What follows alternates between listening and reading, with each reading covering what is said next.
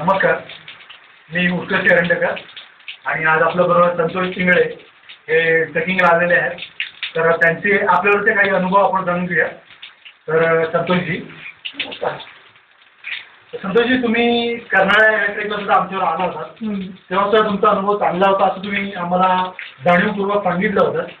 तर तुम्ही कोराईगडवर जेव्हा आला आमच्याबरोबर तेव्हा तुम्हाला कसं वाटलं?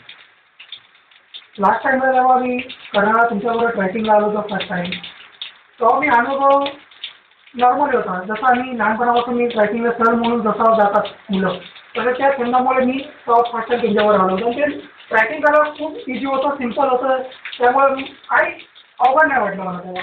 पण आता वेळी जे आलो या क्लायमेट या हवा पाण्यामध्ये, तर तो वरती चढायला खूप हाल वाटायचं. जेणेकरून जो येण्याचा जो वरती चढण्याचा जो रस्ता आहे तो तिथूनच जे झरा आपण डॅम म्हणतो डॅम, तर त्याप्रमाणे त्या पायऱ्यामधून ते डॅमपर्यंत पाणी खाली येत आहे आणि त्या पायऱ्यामधून आपण वरती चढणं हे खूप म्हणजे विशेष ट्रॅकिंग करण्याचं एक धाडस वाटतं. अशा पण पावसाचा ट्रेक आहे, त्याच्यामुळे पाऊस हा असणारच.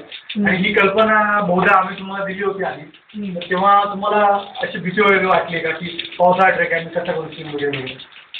भीती तर मला बिलकुल वाटली नव्हती, कारण माझा छंद ट्रॅव्हलिंग करण्याचा, फिरण्याचा, वेळ काळ घरातून बाहेरून कुठेही वेळ काढून मला बाहेर फिरण्याचा खूप माझा छंद. त्यामुळे मी विचार केला म्हणजे पावसाळ्यामध्ये आम्ही लहानपणापासून जे आम्ही पिकनिक वगैरे घालतो, तर आमचा एक शब्द होता, कोर शब्द होता, की त्याला काय म्हणतात, ते पिकनिक म्हणजे नॉर्मली पिकनिक लोक बोलतात, सर बोलतात, पण आम्ही त्याला अधिवेशन बोलायचो, पावसाळी अधिवेशन वगैरे. तसा मी विचार केला की चला आपण हे पावसाळी अधिवेशन आपल्या मित्रांबरोबर, जेणेकरून मला खास तुम्ही त्यांच्याबरोबर जावं असं मी ठरवलं आणि तुमच्याबरोबर मी या ट्रॅकला सामील झालो आणि उत्सुक आणि अच्छा. पण या पावसामुळे आपण वरती माथ्यावरती पोहोचलो, पण या धुक्यामुळे आपण काही बघू नाही शकलो.